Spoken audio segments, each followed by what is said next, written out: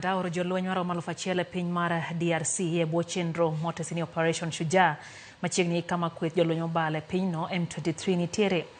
Okang' makamano geto geng'o tulo madhi nyime mbele e piny ma DRC chope piny mar Uganda. Jawachelo piny owacho ma DRC Patrick Muyaya okoni gitie twech achiel gi piny Uganda kaka yor kedo gi kweth jolweny obalo mar Allied Democratic Forces kata ADF.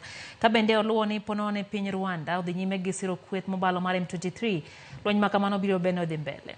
Igeno ni jolweny ma Uganda go biro konyo piny ma DRC mantiere gi jolweny ma kwan giromo 5,000 kono e kelo arita kwe. Jodak ma Butembo wacho ni jolweny ma Uganda osebedo kamolo kuno chakre dwe mokalo, seche ma koro ringre Uganda madirom 2,000 oseiki kamoro achiel chakre tulo no chakre.